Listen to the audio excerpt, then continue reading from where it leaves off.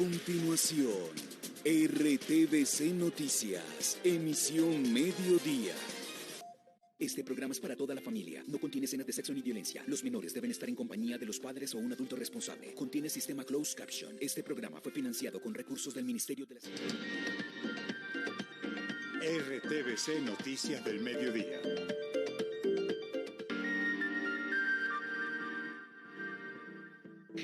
El presidente electo Gustavo Petro anunció que está en comunicaciones con Venezuela para abrir las fronteras y restablecer lo que llama pleno ejercicio de los derechos humanos. El presidente Duque reaccionó al anuncio del mandatario entrante. Dijo que el paso fronterizo está abierto. Porque sí, creo que cuando las mujeres participamos en estos espacios se hace diferente, se gobierna diferente. Hubo muchos casos que a los familiares no se les decía nada, sino que se les seguía cobrando. El metro de Medellín ya opera de nuevo, en medio de la crisis por las socavaciones. Tragedia en Afganistán. Más de 1.000 muertos deja un terremoto en zona rural y montañosa del país asiático. Hay problemas para entregar ayudas humanitarias. En deportes, primer duelo de la final. Verdes y Vinotinto se encuentran en el Atanasio para iniciar la definición del título. Y en cultura, el Bronx de Bogotá se convierte en galería. Desde hoy está abierta la exposición La Esquina Redonda.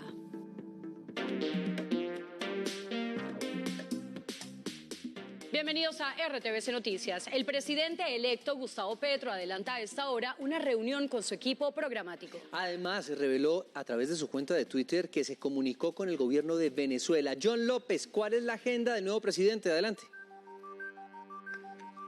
Hola José Fernando, muy buenas tardes. Pues mire, efectivamente a esta hora aquí en el norte de Bogotá, el presidente electo de los colombianos, Gustavo Petro, adelanta una importante reunión con su equipo programático. Esta reunión se hace de cara a lo que será el proceso de empalme con el gobierno saliente del presidente Iván Duque y también en lo que tiene que ver con el reinicio de los diálogos para el Gran Acuerdo Nacional, muy mencionado durante su campaña presidencial. Con esto reactiva su agenda pública el presidente electo Gustavo Petro en la capital del país luego de ser elegido como presidente de los colombianos. También esta mañana el presidente electo Gustavo Petro tuvo una importante reunión con algunos miembros del gobierno venezolano. Se hizo a través de una llamada telefónica donde se tocaron temas importantes, sobre todo el paso a seguir en lo que tiene que ver con el restablecimiento de las relaciones binacionales, pero también en lo que tiene que ver con la reapertura de la frontera.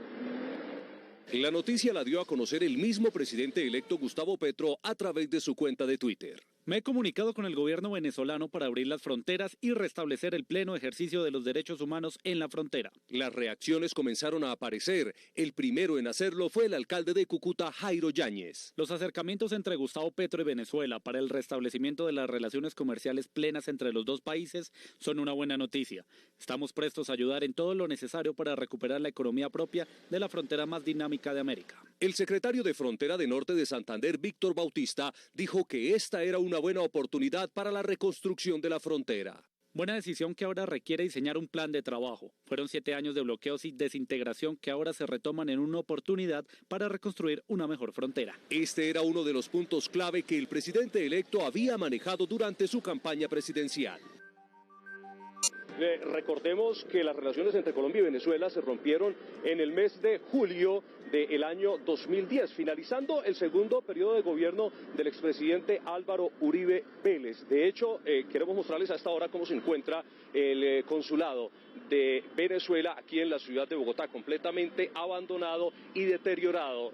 Pues esperamos que luego de restablecer las relaciones con el presidente electo Gustavo Petro, pues este consulado vuelva a funcionar como lo hacía antes del segundo gobierno del expresidente Álvaro Uribe Vélez. Retomando el tema de la agenda del presidente electo Gustavo Petro, mañana, junto con su fórmula vicepresidencial, Francia Márquez, recibirán la credencial por parte del Consejo Nacional Electoral, que los acredita como presidente y vicepresidenta electos de Colombia. Esta es toda la información por el momento desde el norte de Bogotá. John López, RTVC Noticias, conectados 24/7.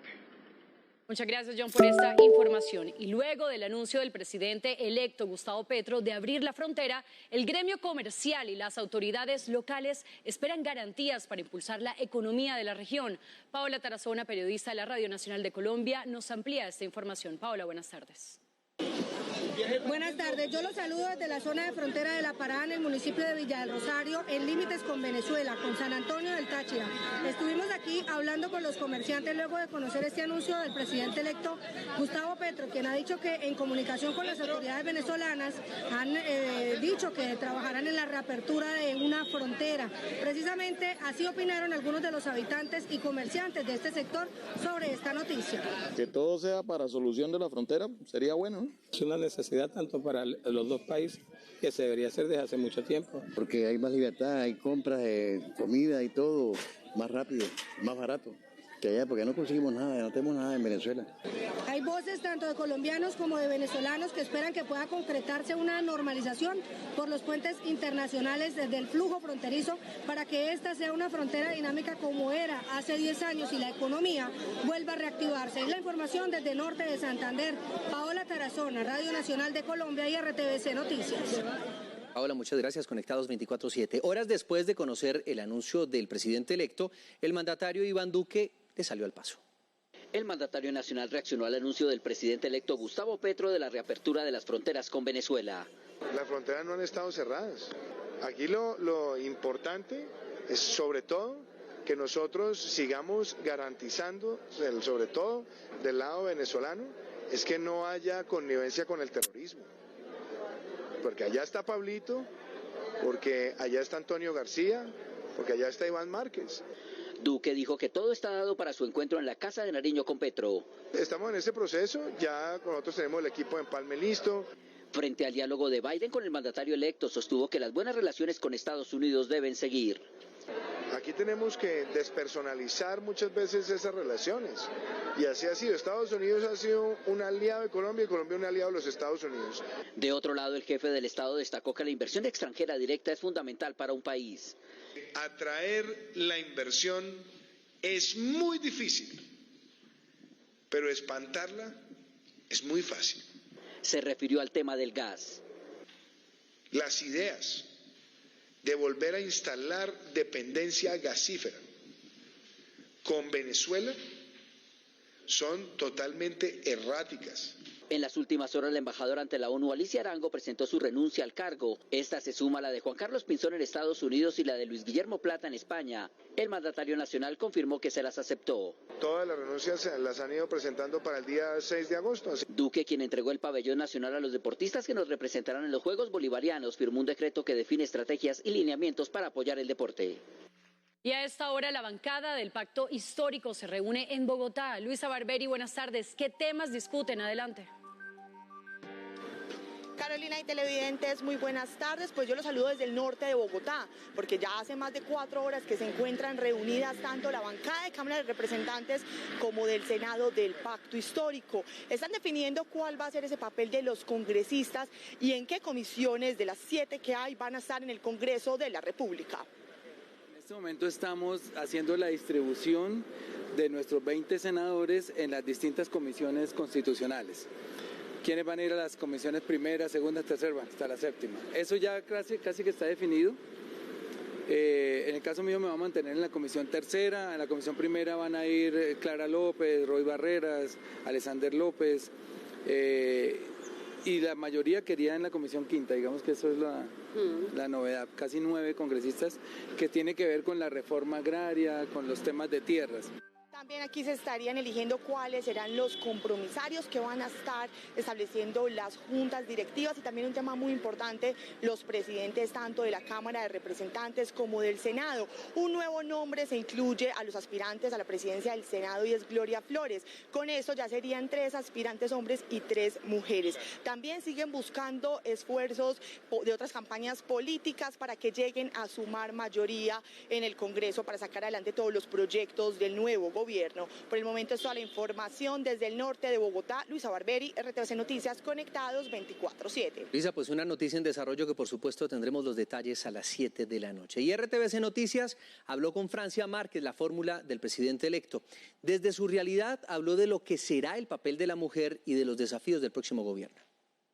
Reconciliar este país será un desafío, lograr que la gente viva en dignidad implica fortalecer la economía del país. Además de la paz, la primera vicepresidente afro, Francia Márquez, dice que uno de sus legados en el próximo gobierno será el Ministerio de la Igualdad. La igualdad y oportunidades para los jóvenes, por la igualdad de los pueblos étnicos, indígenas, afrodescendientes, raizales, palenqueros y rom. Por territorios que han estado excluidos y marginados históricamente. Sueña con que la mujer tenga una alta participación en el gabinete ministerial y toma de decisiones en el país. Ojalá que por lo menos el 50% de las personas que estarán llevando las riendas de nuestro gobierno, que estarán ayudando a gobernar este país, pues espero que sean mujeres. Cuando las mujeres participamos en estos espacios se hace diferente, se gobierna diferente. Contó a RTVC Noticias sobre su conversación telefónica con Marelén Castillo, quien fue fórmula vicepresidencial de Rodolfo Hernández. Nos felicitamos mutuamente, sí, porque hicimos las dos una labor inmensa. Hablamos de cómo juntarnos, ¿no? Como hermanas, cómo avanzar, cómo proponer, cómo transformar, y ella manifestó también su intención de la forma en que me dijo: estoy lista para que trabajemos, estoy lista para que avancemos. Márquez, oriunda del Cauca, dice que le enorgullece haber recibido la llamada de felicitación y apoyo de la vicepresidente de Costa Rica, Epsi Campbell, la primera mujer afrodescendiente en asumir ese cargo en la región. Y hoy se adelanta el segundo día de la audiencia de reconocimiento del antiguo secretariado de las FARC. Asumieron la responsabilidad por secuestros con fines económicos. Entregaron duros detalles de cómo obtenían esos dineros para financiar sus actividades en medio del conflicto. Lizeth Martínez, buenas tardes. ¿Qué dijeron los comparecientes? Adelante. Hola, muy buenas tardes. Los saludo a esta hora desde la Biblioteca Virgilio Barco, en donde en efecto, como usted mencionaba, pues sigue esta audiencia de reconocimiento por parte de estos miembros del secretariado de las extintas FARC. Aquí durante esta audiencia tal vez uno de los testimonios más duros fue entregado por Milton Toncel, cuando aseguró que en medio de esos secuestros en muchas de las ocasiones pues las personas morían allí en estos campamentos. Sin embargo, seguían pidiéndole dinero a los familiares para entregar sus cuerpos o para, entre comillas, dejarlos en libertad. En el siguiente informe nosotros les contamos los detalles. Miembros del antiguo secretariado de las extintas FARC, en voz de Pastor Alape y Milton Toncel, alias Joaquín Gómez, asumieron la responsabilidad por hechos gravosos por secuestros extorsivos. Yo asumo toda la responsabilidad individual, colectiva, por la práctica del secuestro. Uno de los hechos más duros que relató en medio de la audiencia fue el de cobros a familiares por secuestrados que habían muerto en su cautiverio. Otro hecho es el pago por la recuperación de cadáveres. A veces la persona moría en cautiverio y a pesar de ello hubo muchos casos que a los familiares no se les decía nada, sino que se les seguía cobrando. Otro de los hechos gravosos al que se refirieron fue el de cruzar el extremo de secuestrar a menores de edad. El secuestro de niños, el secuestro de ancianos, secuestro de muchas personas de mediana edad. También cometieron secuestros extorsivos para pagar por intercambio de información de las autoridades. Incluso aceptaron que en medio de la entrega de pagos por rescates, secuestraban a la persona que entregaba el dinero para seguir extorsionando a las familias. Terminó esta intervención pidiéndole al país que ojalá algún día podamos reconciliarnos y nos puedan perdonar, sin olvidar. No somos claros que esta sociedad no puede olvidar esta parte de su historia, para que no se vuelva a repetir. En medio de las audiencias en las que han estado frente a frente víctimas y victimarios, los miembros del último secretariado de las FARC asumieron la responsabilidad por los crímenes de guerra y de lesa humanidad que cometieron durante el conflicto.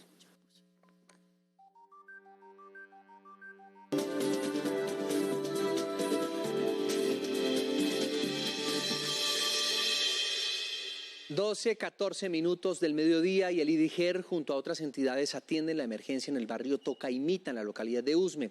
Desplazamientos causados por las lluvias dejan más de 160 personas sin vivienda en el sur de Bogotá. La emergencia que se presentó en horas de la noche afecta por lo menos a 40 familias que viven en el barrio Tocaimita, un sector deprimido de la localidad de Usme en el sur de Bogotá. Esta mañana los habitantes del sector madrugaron a sacar las pocas pertenencias que pudieron salvar.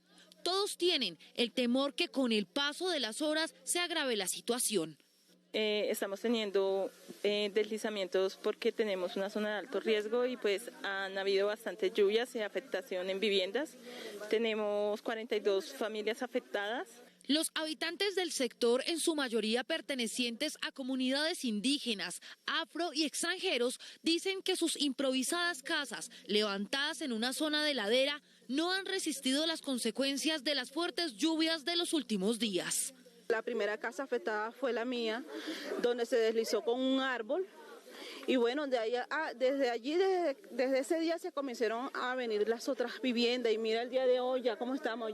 El alcalde local de Usme anunció que ya están haciendo un censo en la zona para organizar junto a otras entidades un plan para legalizar la vivienda de los afectados o en principio entregar un subsidio de arrendamiento. El Metro de Medellín normalizó su operación después de 6 días de interrupción del servicio. Al parecer hubo una reparación parcial de la socavación que afectó la vía férrea. Ismael Tobón, buenas tardes. ¿Cómo está la situación en estas estaciones a esta hora? Hola Carolina, televidentes, muy buenas tardes. Pues la situación poco a poco empieza a normalizarse en todo el sistema metro de la capital antioqueña, luego de que en horas de la mañana hacia las 4 de la tarde se normalizara prácticamente en su totalidad toda la operación de sur y a norte del Valle de Aburrá. Pero ¿cuál fue ese trabajo de ingeniería que realizaron cada uno de los funcionarios del Metro de Medellín? A continuación escuchamos al gerente del sistema Metro de Medellín, Tomás Elejaide.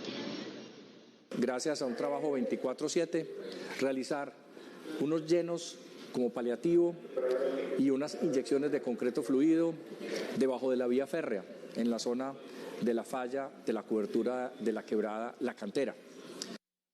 Cerca de 15 comunidades indígenas del Río Negro, Amazonas, resultaron afectadas por el desbordamiento del río Pasimoní. Más información en el siguiente panorama nacional.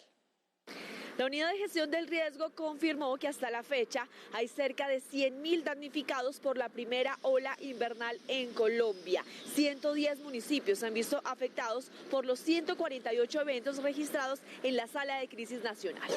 La noticia en Sucre tiene que ver con la emergencia que se registra en el municipio de la Villa de San Benito Abad, porque las aguas del río Cauca sobrepasaron la carretera principal que comunica con Majagual en la subregión de La Mojana.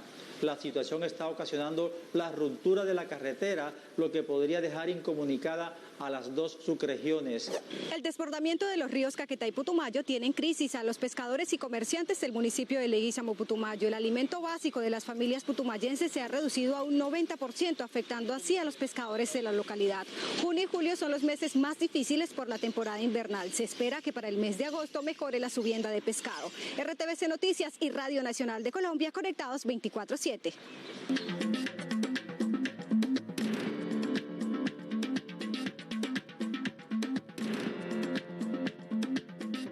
Y la principal noticia internacional del momento son los más de 1.000 muertos y casi 1.500 heridos en Afganistán, que dejó el poderoso sismo de 6,1 de magnitud que sacudió las provincias de su región montañosa oriental. El Servicio Geológico de Estados Unidos informó que un segundo temblor de menor magnitud, 4,5, sacudió casi el mismo lugar minutos después. Un fortísimo sismo hizo más evidente que nunca la confluencia de dificultades y debilidades en un país como Afganistán. Su extremo más oriental, con esta geografía intrincada y montañosa, resistió un superficial terremoto de magnitud 6,1. La corta profundidad de 10 kilómetros del remesón de tierra desbarató la vida en Paktita y Khost, dos provincias donde la precariedad, como en gran parte del país, es el estándar en sus poblaciones. En segundos, el árido terreno incluía la omnipresencia de la destrucción y los centenares de fallecidos apilándose. El establecimiento talibán, muy cerca de cumplir un año en el poder, con dificultad responde a las emergencias. Todavía capoteando el saldo devastador de unas inundaciones, se valió de helicópteros para dar su respuesta al terremoto. Respuesta que podría quedar insuficiente sin el apoyo de las agencias de ayuda internacional que abandonaron el país desde que impusieron su gobierno. El difícil acceso a este macizo montañoso plagado de caminos rudimentarios entre Afganistán y Pakistán, donde confluyen las placas tectónicas euroasiática e india y que hace recurrentes estos sismos, haría que el número de muertos aumente ante la tardanza de poder arrebatar sobrevivientes de entre los ladrillos de arcilla y las inmensas piedras con que se edifican las casas. Anecdóticamente, Afganistán debe la capacidad destructora de este fenómeno natural a su geografía, la calidad de sus construcciones y a la crisis financiera y humanitaria que vivencia. 2 muertos, 10 días y 100.000 barriles de petróleo dejados de producir cada 24 horas es el saldo hasta el momento de las protestas en Ecuador contra el gobierno, lideradas por las fuerzas indígenas del país. Choques con la fuerza pública y las demandas de parte y parte son la constante en el 10º día de movilización social. Así se ve y así se escucha Ecuador. Sostenidas y cada vez más intensas son las manifestaciones sociales que atraviesan sus calles y que por 10º día consecutivo se oponen a la gestión de Guillermo Lasso. Luego que la voz de al menos 10.000 indígenas retumbara en varios puntos de Quito, sin quitar el dedo del renglón, demandando que se rebajen los precios de los combustibles, el líder de las mismas condiciona el diálogo con el gobierno. Estas condiciones suponen una serie de voluntad del gobierno nacional para bajar las acciones represivas, derogar el estado de excepción y la desmilitarización del Parque El Arbolito. Parque donde los indígenas habitualmente se agolpan cuando protestan en la capital y que actualmente está fuertemente custodiado.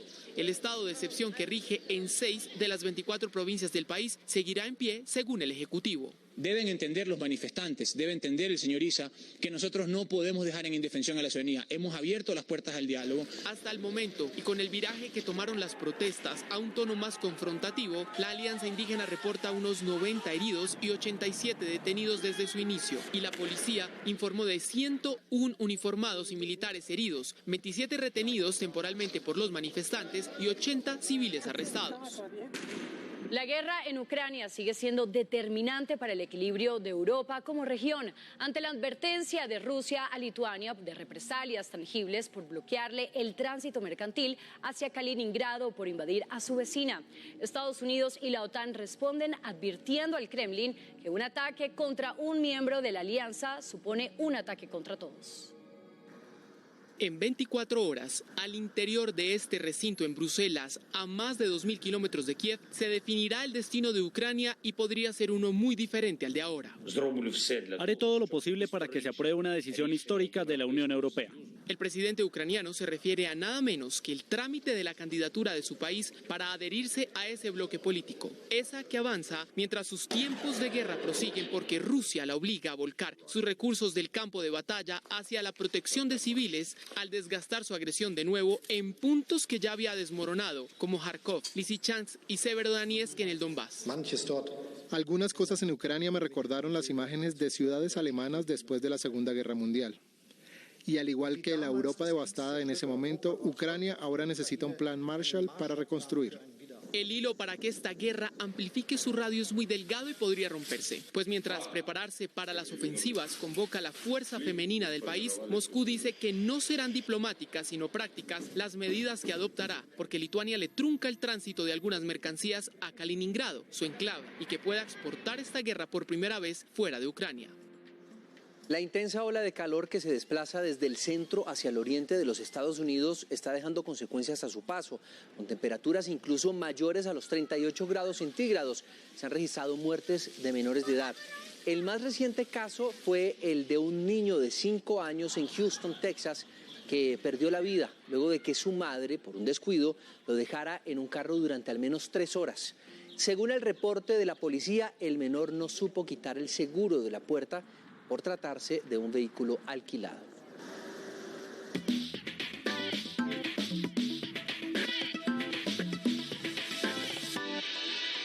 12:24, hablemos de deportes. Nacional recibe a Deportes Tolima en el estadio Atanasio Girardot, en el que será el partido de ida de la finalísima de la Liga Colombiana. Los verdolagas tendrán casa llena y esperan dar ese primer paso rumbo a la estrella 17.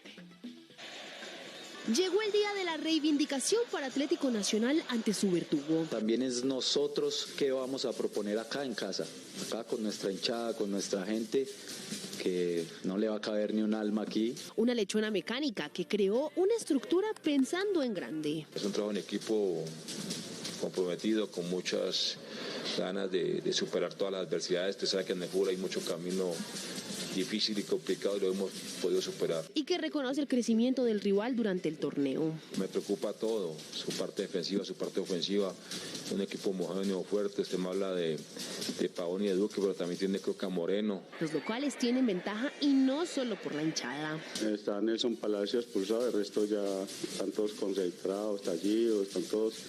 Mañana decido qué estructura voy a usar. A las 8 de la noche se dará el pitazo inicial de la lucha por la estrella de mitad de año.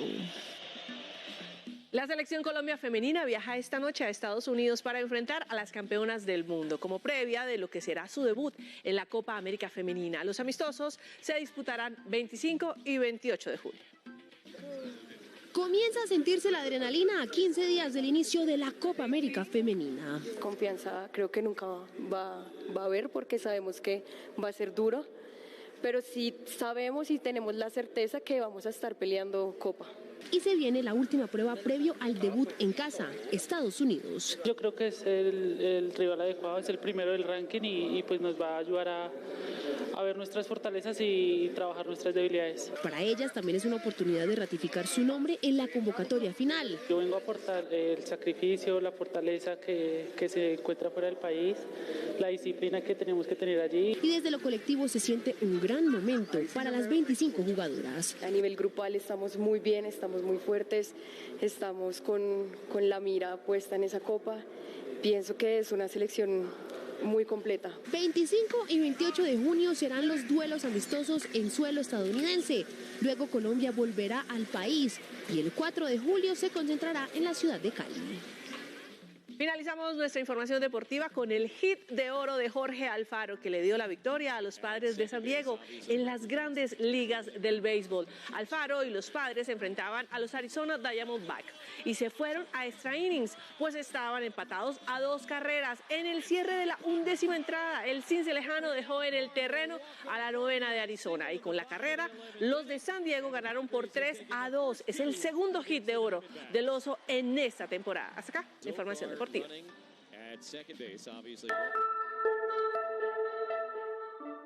Y en oportunidades, muy atentos operarios agrícolas, porque hay 523 vacantes para trabajar en Cundinamarca. Les contamos de qué se trata y cómo postularse.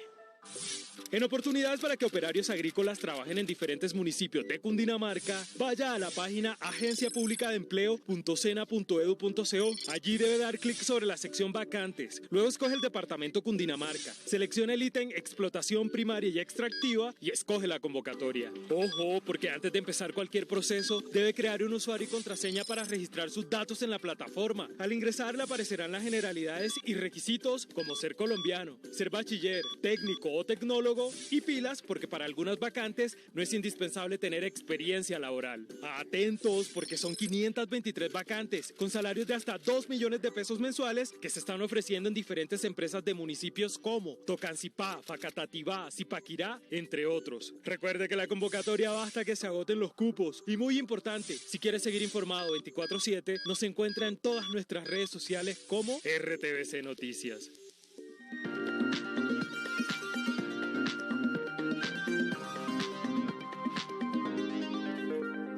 La esquina redonda, memoria, creación y cuidado en el Bronx Distrito Creativo es la nueva exposición que se abre hoy en Bogotá. Más de 150 piezas que fueron parte de la historia del Bronx y que fueron además recolectadas luego de su intervención en el año 2016 se podrán encontrar a partir de las 5 de la tarde en el edificio La Facultad. La galería estará disponible hasta el 22 de agosto. Jorge Barón fue ganador del récord Guinness por ser el presentador de programas musicales con mayor trayectoria en el mundo. Por 52 años y 299 días recorrió con su programa El Show de las Estrellas 715 municipios del país, tiempo en el que llevó la música de artistas de la talla de Celia Cruz y Shakira a más de 9 millones de colombianos.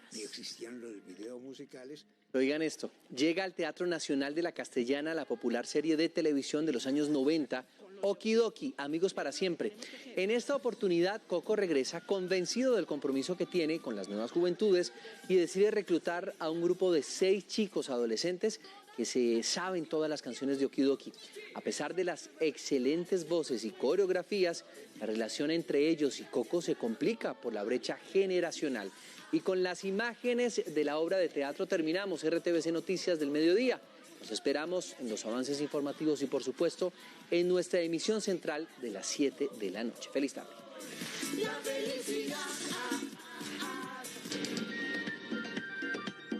RTVC Noticias del Mediodía.